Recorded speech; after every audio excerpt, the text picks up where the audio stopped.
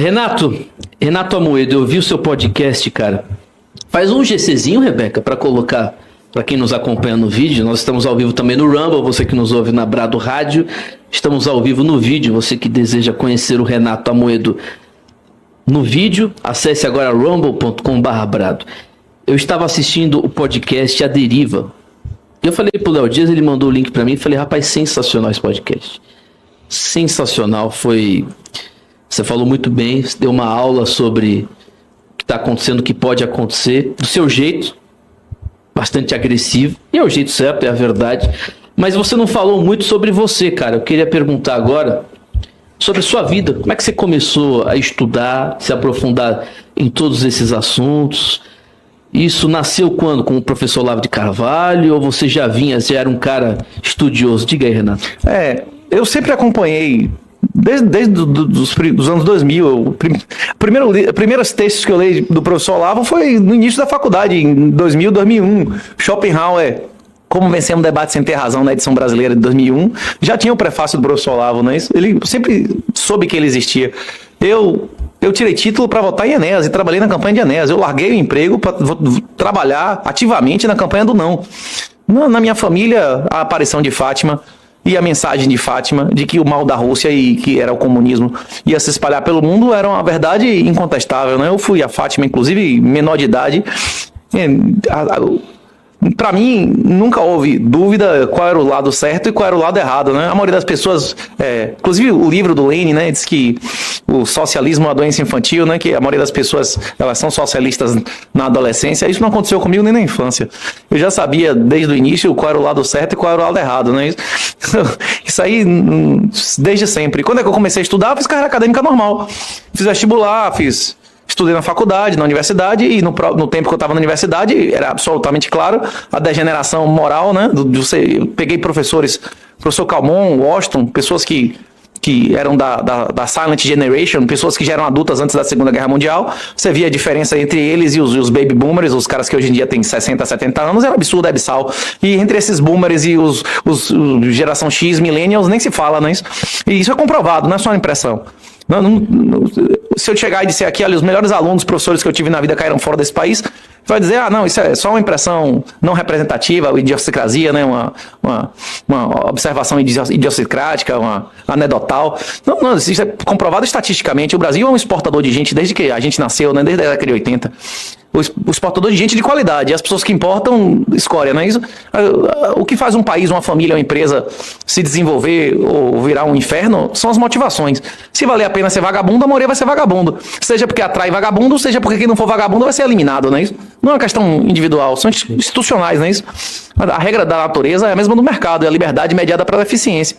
E aí eu comecei a fazer faculdade, estudar, fiz mestrado, fiz doutorado, fui escolar na Europa, conheci Nobel, tive bolsa para conhecer, passear em Chicago, e eu observei isso pelo mundo. Eu achava que o Brasil era uma merda, que esses professores daqui eram uns merda aqui, né? Se eu fosse na Europa, nos Estados Unidos, nas grandes universidades, que custa centenas de milhares de dólares por ano para estudar, eu ia encontrar pessoas melhores, você encontra pessoas melhores que, pelo menos, não tá com sandália havaiana e fumando maconha com cheiro de droga. Coisa intelectual. Mas os caras são mais inteligentes, mas o cara mais inteligente com conclusões igualmente ponerológicas mas o cara depende de uma malignidade maior, a tríade do mal, como os psicólogos definem, né?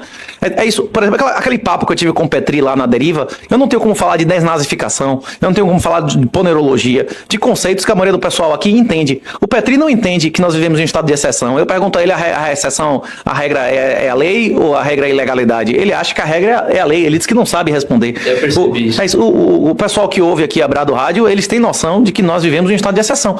Cada lei assinada por Dilma foi legal, porque existia uma lei chamada acordo ortográfico, não é isso? E não existe presidenta no acordo ortográfico, não é isso? Todas as leis assinadas por Dilma são ilegais, não é isso? Sim. Claro. Isso. Hoje em dia, cada manifestação, o cara abre a boca e já está cometendo ilegalidade, não é isso? Absurdo. São 11 horas e 26 minutos, estamos aqui com Renato Amoedo, aqui no estúdio, no programa Brado Jornal, hoje especial, estamos 11h30 no ar ainda. E Renato, eu queria te perguntar uma coisa, aliás, tem gente mandando beijo, viu? A Cari Alves, a nossa apresentadora, ela foi sua aluna na Faculdade de Direito. E a Sarinha também, a Sara Couto. Bom dia, Timothy. Por favor, mande um grande abraço para meu querido professor Renato. Estou ligadinho assistindo pelo Rumble. Estamos ao vivo somente no Rumble, não no YouTube. Aplausos aí para as nossas queridas aí da Brado. Renato Amoedo, a Dari e a Sara são fãs, foram alunas do Renato. Faz muito tempo, viu? Faz muito tempo, você deve ter... Você lembra delas, não? Lembro, claro, absolutamente. Eu lembro todos os meus alunos Duas da FBB. malucas, né? Minha experiência... Não reprovou não, né? Não sei dizer, aí já não lembro.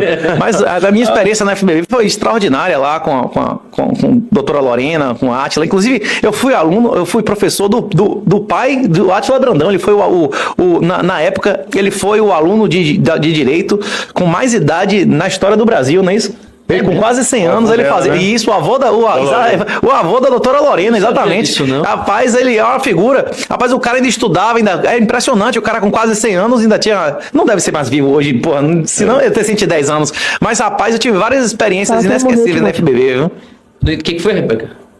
Ele morreu já. Sim, morreu, mas não sabia. 100 anos naquela época já deve ter morrido. Né? 15 anos, 15, 18 anos atrás, 15 né? anos, eu acho difícil ele ter 115 anos. Mas, ô Renato, são dois assuntos importantes aqui. Legal saber, eu pensei que você já tinha sido esquerdista, né? Porque, por exemplo, o Olavo já foi do Partido Comunista, já tentou regimentar jovens e tal, já explicou isso 300 vezes. Mas é bom saber que você nunca foi um cara de esquerda. Mas eu queria que você explicasse, o Léo Dias está na bancada também, quiser fazer aqui pergunta, levantar as ideias. Mas são duas coisas importantes. Uma coisa que eu vi, estava até conversando com meu pai, mandei o link do podcast para ele, agora vou mandar o da Brado. Juros negativos. É um negócio de maluco. É o conceito de juro negativo.